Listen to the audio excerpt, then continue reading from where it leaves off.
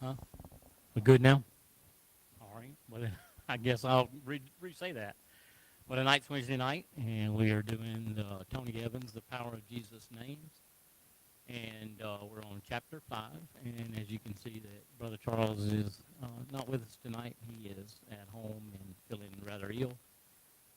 I think a couple of us have talked to him today, and I talked to him about 2 hours ago now, and he was really croupy, but seemed to be a little bit better than yesterday. But he still just didn't have as much a fever, but he's still not feeling well. So we need to. Oh, this is the power of Jesus' names. Oh, it's chapter 5 of the book. That's the name of the book. It's the Tony Evans, The Power of Jesus' Name. No, no. And what I was explaining was about the Kindle. I'll send you that link to that. Yeah, because I gotta make 4 things. I'll try to get that to you. So anyway, all right, Brother Robert, would you mind starting us in prayer tonight?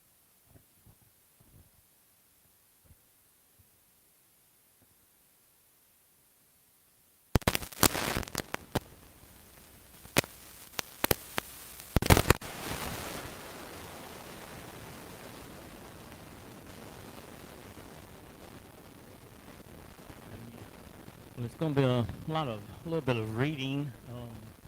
Like I said, I didn't have a lot of time. Brother Charles was trying to make it tonight and just felt like he couldn't, and so I didn't get the book until just a little bit ago. So I'll do a lot of the reading, and we'll look up all the scriptures and talk them. And y'all please feel free to stop if y'all got any input, because as we read along, you'll understand that this just isn't a book talking about one person, or I mean, this is strictly talking about who Jesus was, the lineage, and where he fell and where he fell at in the Old Testament. But it also talks about how sort of he took the law from the Old Testament, whipped it away, and he became the law. And so there's a lot of areas in here that I think that we could do a lot of interaction. So y'all feel free to stop me at any time.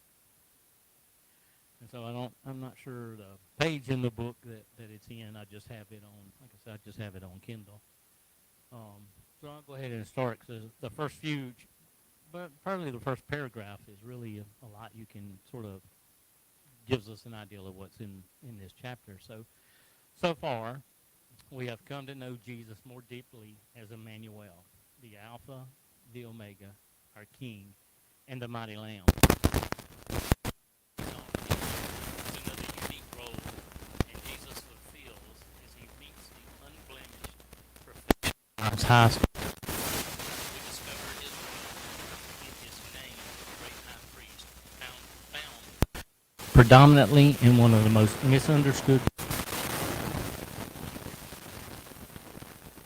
I don't know if y'all anybody studied Hebrew, because to me it was one of those that's really, really hard to understand.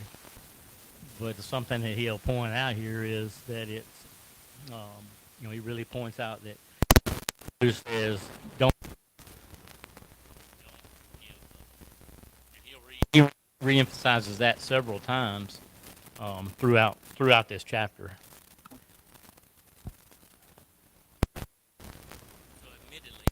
So admittedly, it's one of the most misunderstood books of the Bible, and it's very, very hard to comprehend. Most people consider the second most difficult New Testament books to understand after Revelation.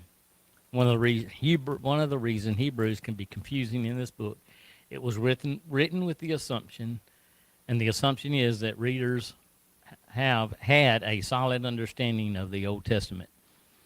And I guess that's one of our problems today. I mean, I love the New Testament, but if I want to just read and go back, it's good reading the Old Testament. It's really hard to go through and to pull everything out of it and relate it to us today, because that law was broke. So that's when I read that, I was like, well, I can understand why I have such a hard time with Hebrews. It's because it is so linked to the Old Testament. In the Old Testament, so we see many sacrifices, symbols, regulations, and systems in place that contributed to the daily routine of people's lives. And while Jews living in today or living in the day that Hebrews was written would have been entirely familiar with all of this and more, most of us living today simply are not.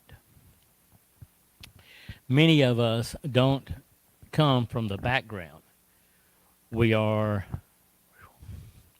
not steeped in the Old Testament tradition or theology, the sacrificial system, nor the biblical priesthood. As a result, it is unclear to many of us what Hebrews is even talking about. If I surmise the main point and message of the book of Hebrews for you, it would be in 3 words. Never give up. That's the bottom line of particular elements of this book. Never give up. Because as I was sitting and thinking about it as I read, I keep going back because I'm just cannot wait until they do this sacrifice in Israel of the red heifer. And I think it's going to be a great day, because then we're all going to we'll even know that day is even closer than we even think it is.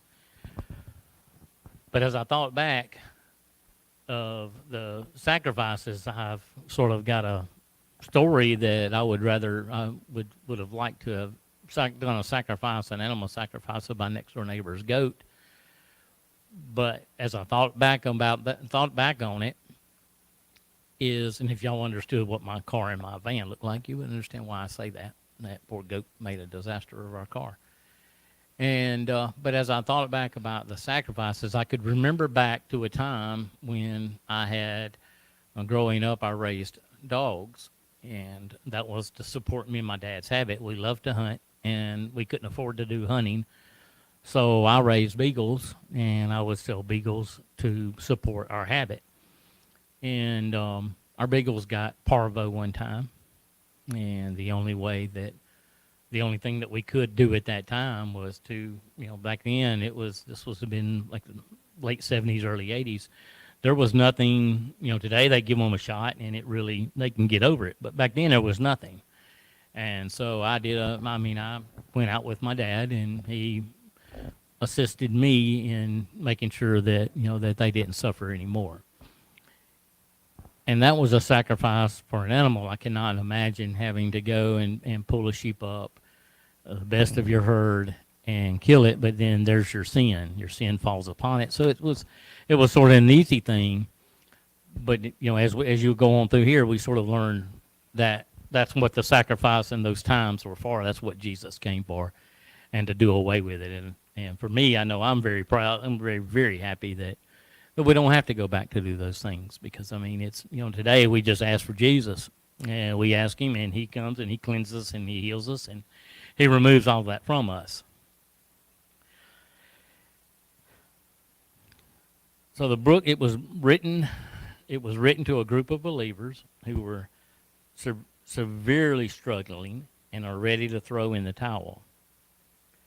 They were tempted to walk away from faith. They were tempted to give up, and because life had become too hard. So living as Christians in their culture had become too difficult. They faced persecution, pressure, challenges, and overwhelming odds on a daily basis.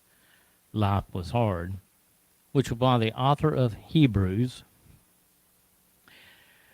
was just quick to remind them not to quit, not to give in, not to give up, not to let their hearts, which had already grown weary, simply stop.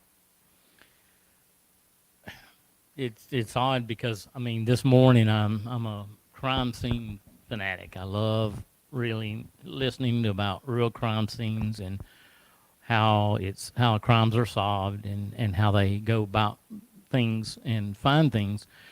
Well, I ran across a video today of a 17-year-old, and he had been, I guess he'd been in trouble in and out of all of his life. And one of the things that struck me was, one of the things this young man kept saying was, I just was ready to give up. You know, he had no hope. He had no future. He didn't see anything at all. And then they brought in his mom and daddy, and when you listen to the crime was that he had murdered a 98-year-old woman. That and it wasn't just murder. It was, if you ever want, you can just do 98-year-old, 17-year-old kid, and you can watch a YouTube of their investigation, and it was horrible. This kid went just absolutely horrible things that is not imaginable until you hear the parents. And at the end, when the parents hear that this boy was going to be tried as an adult, the father loses it, and he says, "Oh, I cannot believe that my kid would do this, such hideous thing. Why would God allow this to happen?" And that just struck me that, how could God allow this to happen? Well, I mean, have you not been teaching your son about Jesus? Because if there again, here we are with never give up. And that was something this young man said. He just was ready to give up. And that, that to me is, Hebrew may have been written by man, but it's also our standard to follow on with Jesus was never, he tells us, never give up. He's there for our crutch. Anyway, that was just a Robert tidbit. You might be able to identify with the audience of Hebrews. You might find yourselves in a dire situation and feel tempted to quit. It could be that you are raising the question, why go on? You feel that things will never change. It simply isn't going to get any better. You may think you will never find victory, and if you are looking for or discover the life you hope to live. Even though we are Christians, go to church, say our prayers, and seek the Lord, there are times each of us, if we're honest, feel tempted to give up. There are many times when we are merely holding on to a thread and feeling that one small thing could tip us over. But the author of the book of Hebrews seeks to explain why we don't have to give up or give in, and all the things and at all hinges on one name of Jesus, the great high priest. So anybody have any? I mean, why would they call him the great high priest? Weren't there many others? I've just always wondered why he came up with the name the great high priest when there were so many others. Or I don't now, but I did. I always wondered, why have I heard that? Why have I heard the great high priest? And I guess you don't know until you meet Jesus. Then you realize, oh, why are you that great high priest? Well, we fully understand that point, but that's where Hebrews was explaining who he was, and nobody knew at that point. It was way back into the Old Testament. I just thought that was.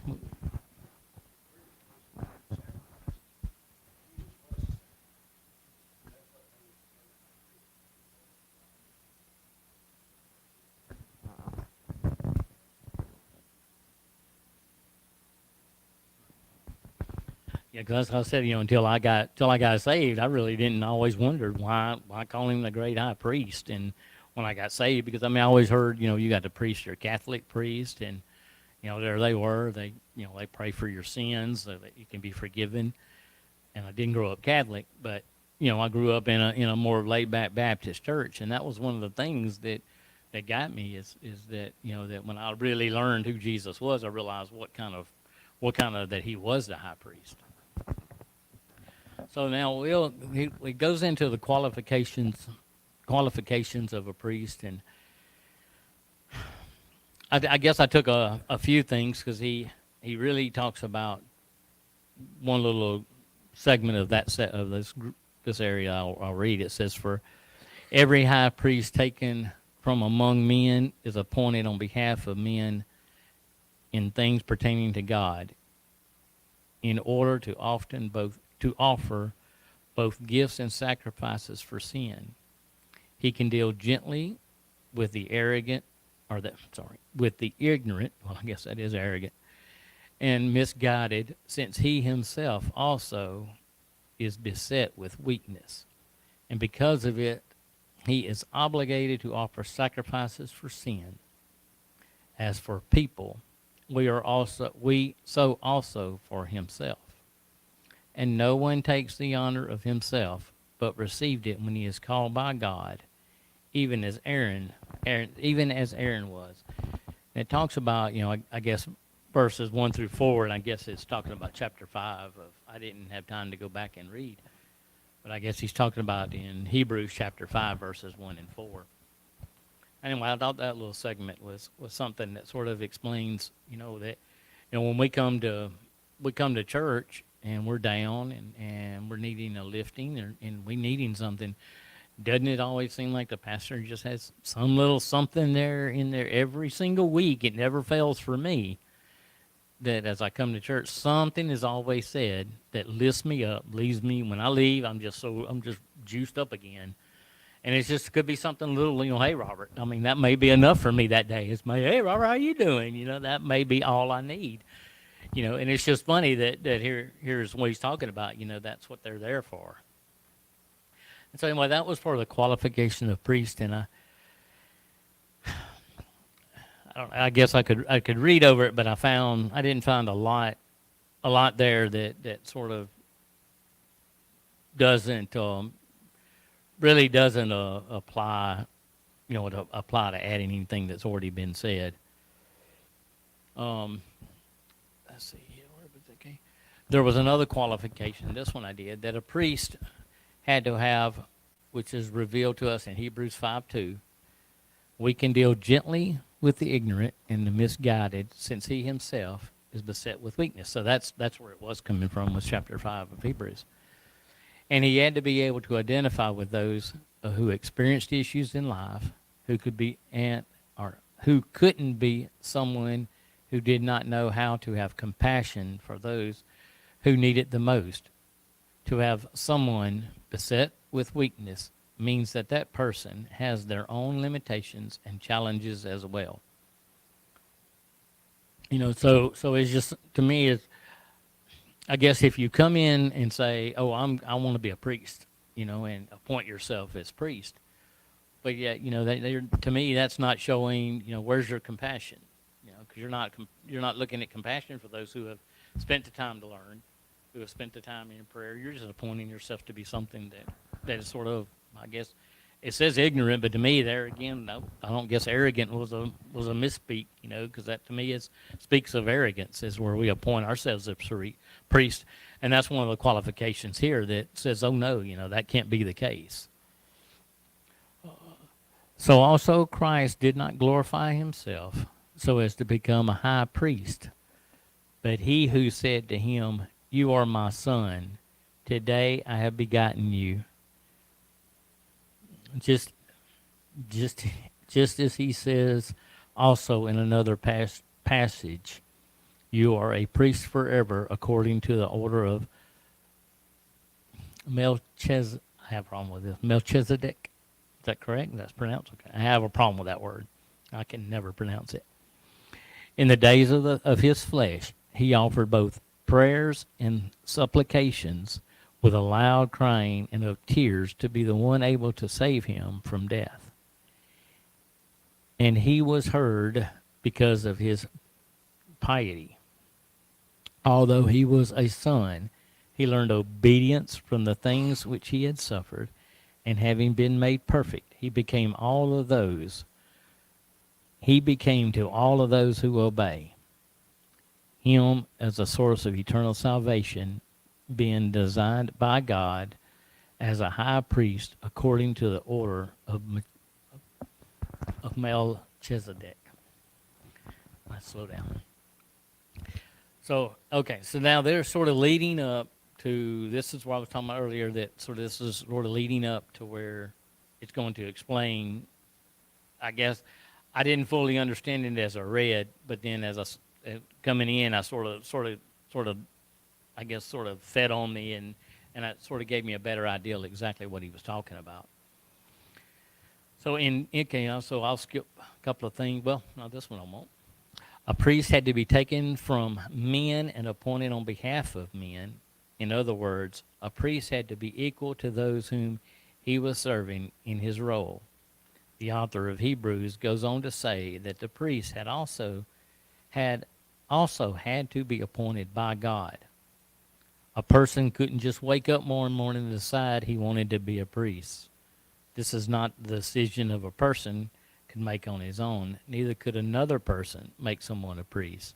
They couldn't just write the name on a ballot, but they had to be a defining call by God. And that's something that as I sat down with Brother Charles here just I don't know 3 or 4 months ago, and I had a question about that you know how what did it take? Well, how did you know you were called or into a position or called to do something? How did you really know that?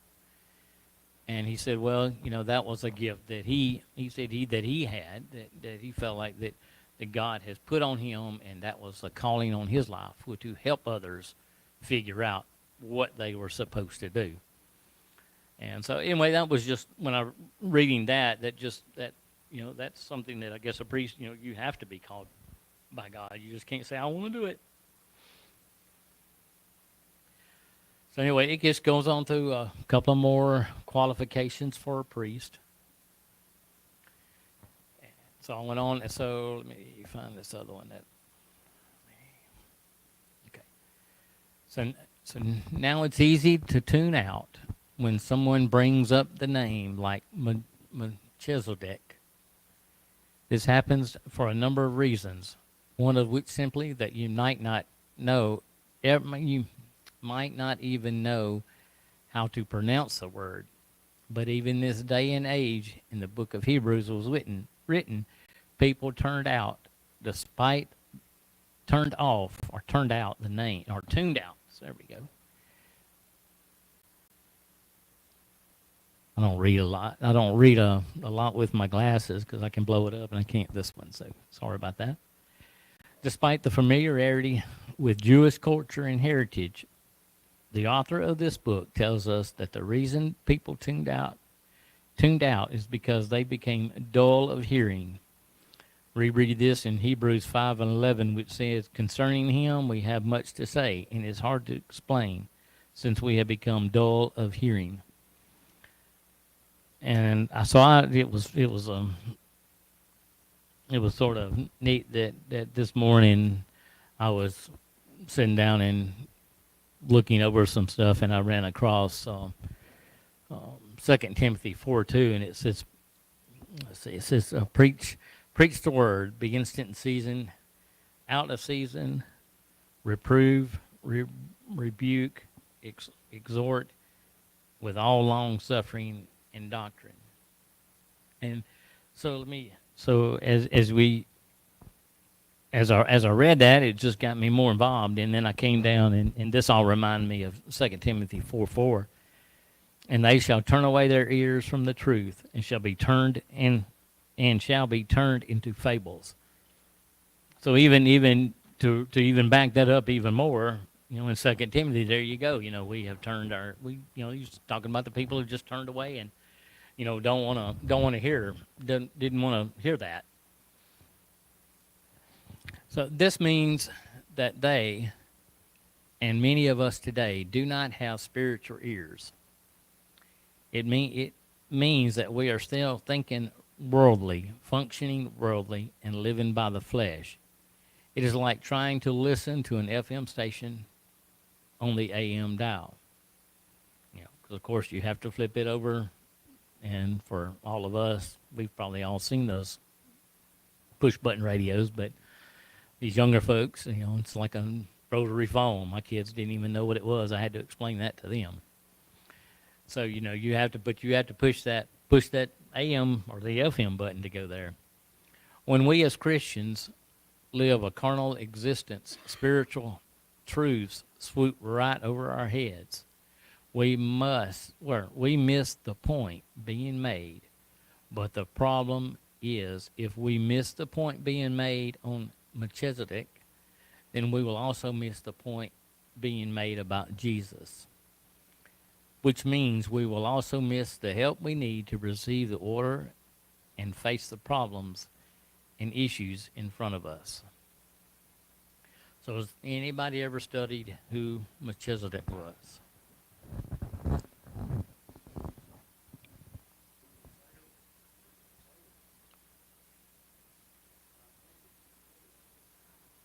Hmm.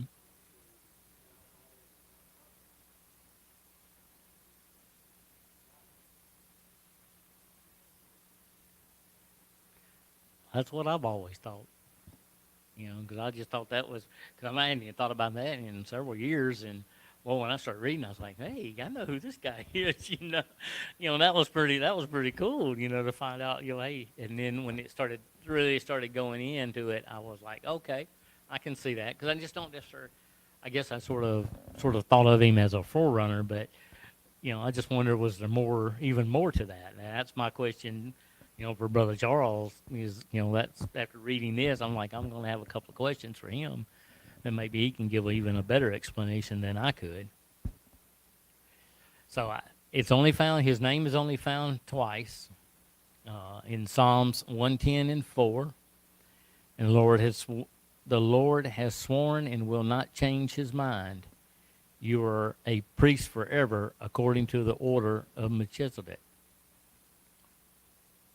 So that sort of ties into that he is, that he's in that same line.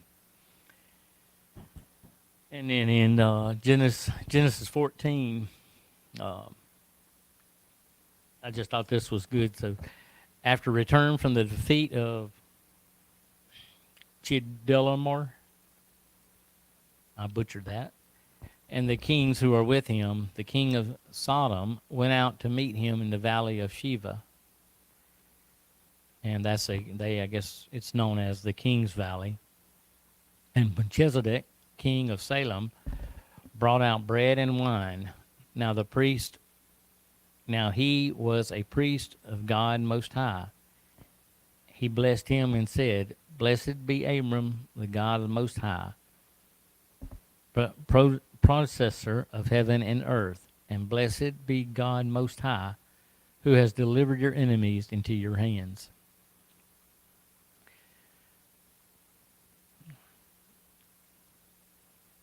The bottom line, Melchizedek is the king. He is the king of Salem. During the Old Testament times, Salem was the name for Jerusalem, and it means peace. Thus, the king of Salem is the king of priests, or king of peace. And that's one of God's names, is the Prince of Peace. So, this was, like I said, this was a very interesting read, things I hadn't really put together. Every king has a kingdom, so we know that by nature for his role, Melchizedek had a kingdom. He had a domain over which he ruled. This was a place where the word was final. But on top of being king, Melchizedek was a priest. As we've seen, the job of the priest was to represent humanity before God. The job of a prophet was to represent God before humanity. The prophet brought the word of God to men. The priest brought the sins, but the priest brought the sins of the people to God and offered up sacrifices on their behalf. We know that Jesus is a prophet because he called the word of God, and that was in John 1. He also know that he is both a priest and a king, just like Melchizedek. So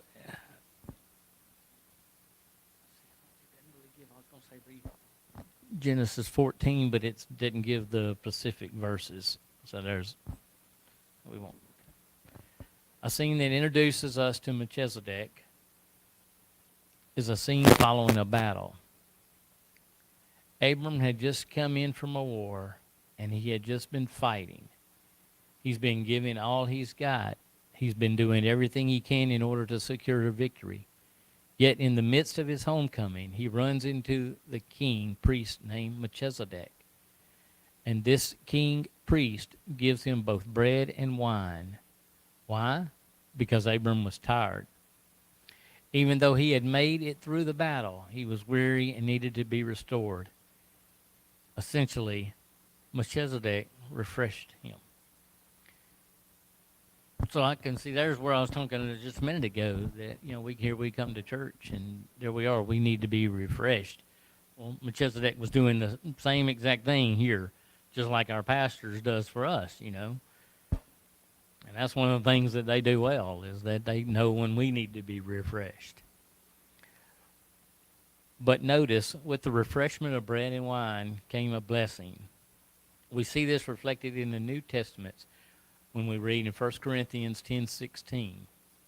It's not a cup of blessing which we bless in sharing of the blood of Christ. It is not the bread which we break for the sharing of the body of Christ.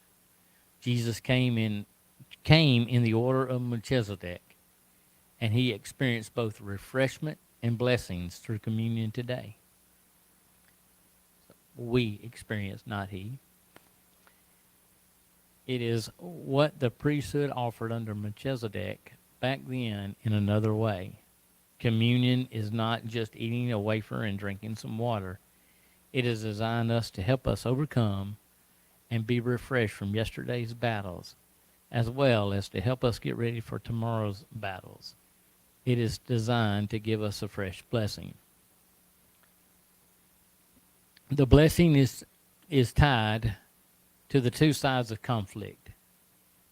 You see, what we often do is come out of one conflict and go into another one without either being refreshed in the Lord or having the blessed activated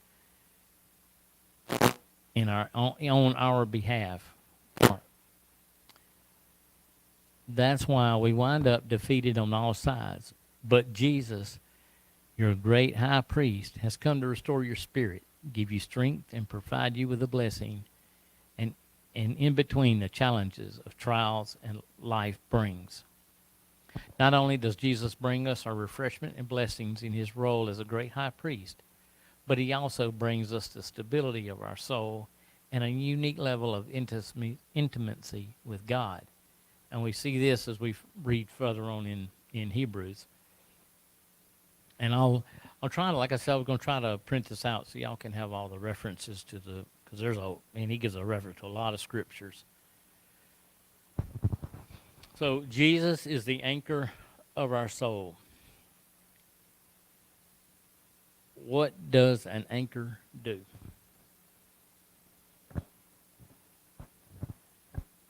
So what happens if you have your anchor but you don't use it? You drift. Ooh, that's what I was. You drift. Because that's what came to my mind. But after I thought about it, that after 8 or 9 different things, drift was one of them. That was the one thing I really caught for me was you drift. And so he asked, that when the boat drops an anchor, the anchor then keeps the boat in place, despite how windy or stormy it might be.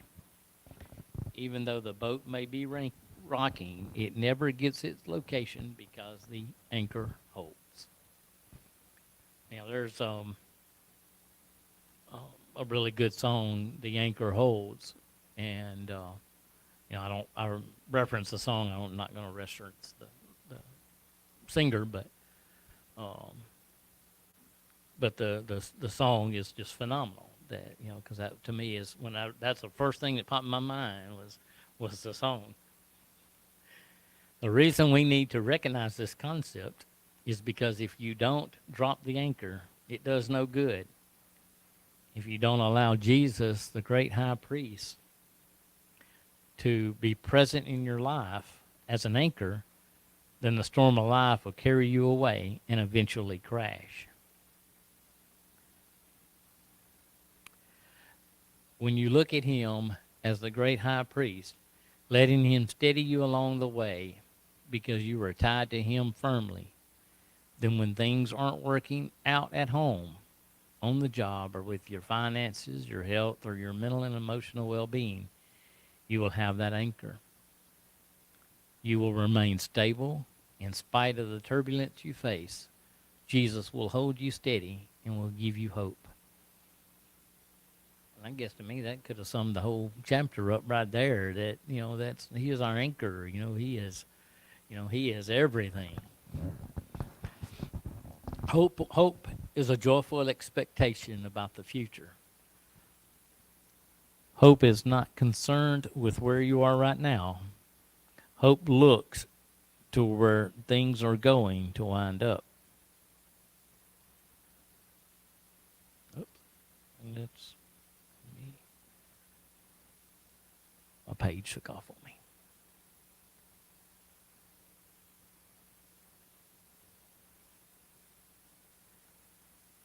Boy, you gotta love it. There we go. Okay, there we go. The high priesthood of Jesus Christ holds you steady while you wait with expectation. It keeps you grounded in the midst of the chaos you face. Not only does Jesus bring refreshment, blessing, stability, and hope, he also gives us a greater intimacy with God by taking us behind the veil. See, the priest has to pass through three areas of the tabernacle. First, there's the outer court. Then he would walk into the holy place, after which he would walk to the Holy of Holies, where God's presence was. Jesus Christ, by virtue of his death, burial, and resurrection, has removed the veil that divides us from God the Father. And now we are able to access the very presence of God because of our right relationship with Jesus, our high priest. Well, so he had a little tidbit that I thought was pretty neat that I had never known. And I guess as we were coming in, Jeremiah I guess he's heard about it. That's my son. And so I didn't know, but I had heard something about it before, that they would, when the priest would go in, they would use a rope on him. I didn't know they would tie it to his ankle so that if he goes in and he messes up, of course, God's going to strike him dead. And, we had a big discussion about the Ark of the Covenant the other day with me and the boys and carrying on about that. But that rope, so if the priest goes in, the priest says, God, what do you think you're doing? Well, that's not the right answer. Boom, you're done. That the people couldn't go in there to get him out. And they would tie a rope on his ankle so they could pull him out if he did say something, something wrong. And I thought that was, yeah.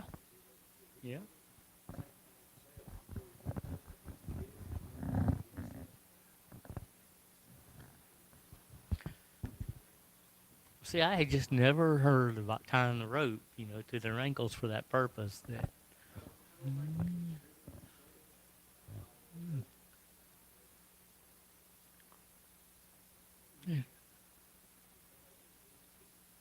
Well, there's a couple of things that I saw that history backs that there was some written documentation as to that history backs. That was one of the things that they did.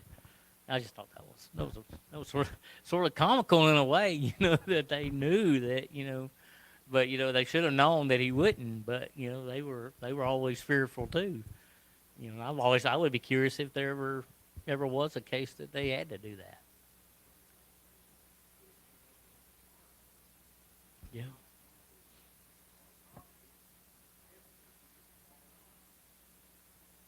We weren't supposed to touch it. We thought, that's what I said. We were talking about that. That even though it stumbled, you should not. You were told no. That's a no. And yeah, that's just about the rope was funny. Not only does Jesus bring refreshing blessing, stability, and hope.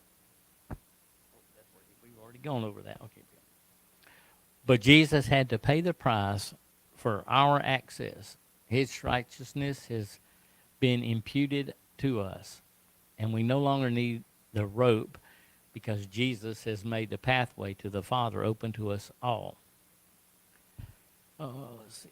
So in 1 John 2:2, he himself is a pro, probitit, PR propitiation.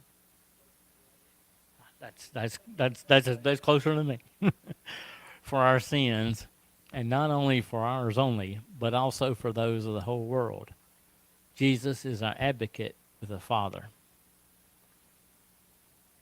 So in Hebrews 7:1, we read that the role of the priest, after the order of Melchizedek, includes serving a mentor. This Melchizedek, king of Salem, priest of the Most High God, who met Abraham as he was returning from the slaughter of the kings and blessed him. Notice the reference to God here, the Most High God.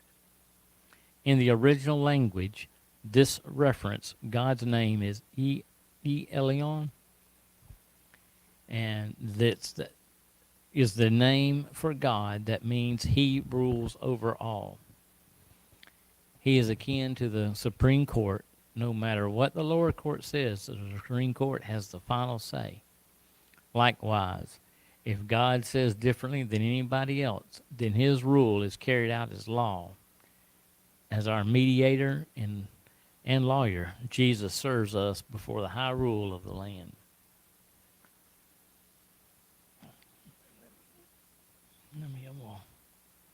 There's a couple of things, because we're running a little long. A couple of things I wanted to go over. So one too many pages. So hope is a joyful expectation about our future. Hope is not centered with where you are right now. Hope looks to where things are going to wind up and involves expectation. The high priest for Jesus Christ holds you steady while you wait for expectations to keep us grounded in the midst of chaos we face. Not only does Jesus bring refreshing, blessing, stability, and hope. So I had that highlighted so I could go back to it twice. So what was Abram's response to Melchizedek? And what can we learn from it? He gave Melchizedek a gift known as the tithe. Now, many people don't want to hear about the tithe and want to skip that part. But to me, this was, as I read, it was a crucial thing, because it wasn't really about, here he's talking not about the money or not about giving to the church. It was where I guess I could read, because the main point in what is being said is with the high priest who has taken his seat at the right hand of the throne of the majesty in the heavens. It is the first covenant if that first covenant had been faultless, there would have been no occasion sought for a second. When he said a new covenant has been made, I might just skip something, has been made first obsolete, but whatever is becoming obsolete is growing old rather than disappear. So I guess we're really the whole tithing point. The point was that here was a man who had been out in battle. He had fought and gave everything he could give.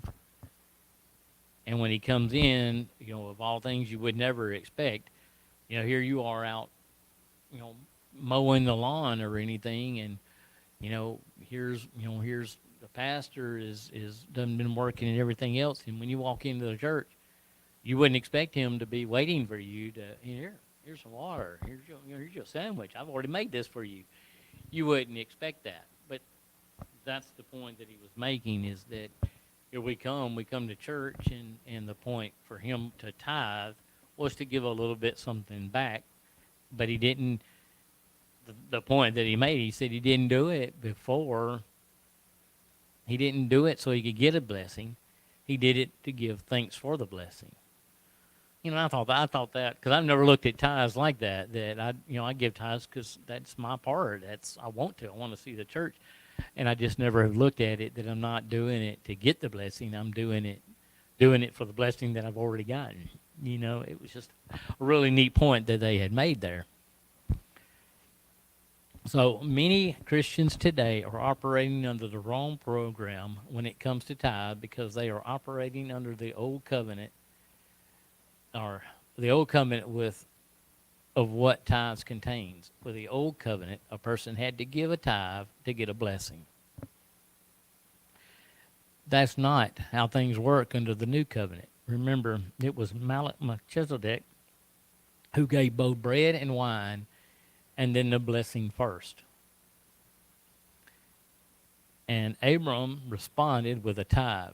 Abram didn't give the tithe to get God to bless him. He gave the tithe because God had already blessed him.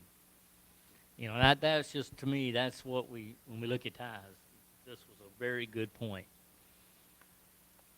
Ephesians 1:31 tells us that we have already been blessed with every spiritual blessing in heavenly places. God has already determined our blessing.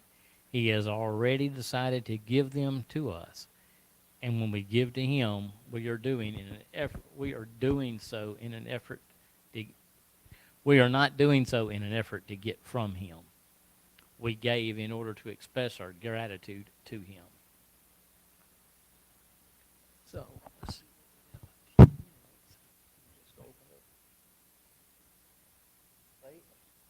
He went on really. A lot of this is more just a reading, and you'll get out of what's there by reading more than some like really any like big points or anything. But at the very end, he goes of this chapter. He gives a couple of references to a scripture, and I'm not sure they were the whole reference was there. Isaiah 9, Isaiah 9, 6, and 7. Because all I have is 6. Look at 7. It says, "For the child will be born to us, a son will be given to us, and the government will rest on his shoulders, and his name will be called Wonderful Counselor, Mighty God, Eternal Father, Prince of Peace." And see if 9:7 carries on.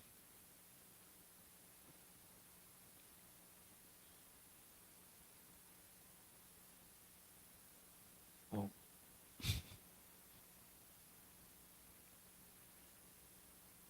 Sometimes having them at your disposal on your phone is nice, but sometimes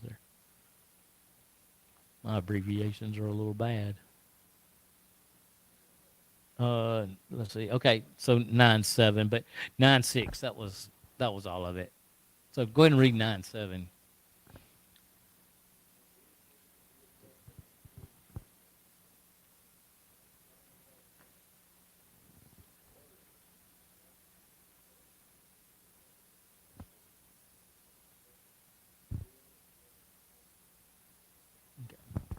Because I thought maybe he might go on and talk a little more. Thought it maybe the next verse may have been a little bit more to it. 'Cause it just didn't seem like that was the end of the verse. It seemed like it was more left, but I guess not. And then he closes with Colossians 1:15 through 16. He is the image of the invisible God, the firstborn of all creation. For by him all things were created, both in the heavens and on earth, visible and invisible, whether thrones or dominions or rulers or authorities. All things have been created through him and for him. Well, one last thing I had is I did a conference, not conference, sort of a weekend's men's conference, and on Saturday we witnessed that Jesus had got on the cross, after being beaten. And I mean, this was all done, I mean, right physically in front of you. And, you got to see, you got to see the physical and the actual side of it. But when he talks about there that not only do we have the things, the visible and the invisible, because you saw it and you knew what it was for. But I mean, I'd been through like 8 or 9 of these different weekends and never seen what happened on Sunday morning. And it was such a visual of seeing that tomb they put him in. And the next morning you walk into the room and that tomb was empty and the invisible. That just struck me when I read that was the visible and the invisible, and that's what he was talking about there. So anyway, I would hope, I'd encourage us all to see if we could, go out. I mean, the books I think they're like $9. They're not very expensive, but when we only had 6 chapters, so we sort of said we would go through those so quick, and we had to trek on, which is much longer. But they're like $6, and for me and you, I mean, like we can read them on our phones. But if y'all happen to run across the book, pick it up and read it, because I mean, it's enough to reading this one here was enough for me to go get me and the boys some to go ahead and redo the whole study ourselves together. Anyway, that's all we have for tonight. I know it's about a little 10 minutes short. I hear the women back there laughing and cutting up, so they may be getting close too. And so anyway, well, thank y'all on our live stream for joining us, and thanks everybody here for coming tonight. And like I said, y'all continue to be praying for Brother Charles and for a quick healing, as he's been through the rib injury, and now now my wife is giving him the flu. And according to getting another answer, I think Schlo has got it. I think she's down too.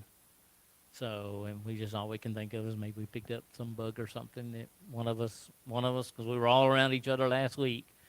And I started feeling bad last Sunday, and then Monday, and then Tuesday I skipped out Tuesday and came on home. So I felt really bad. So, I feel like one of us picked up something from somewhere up there. But anyway, we all have a very blessed evening, and we will see y'all Sunday.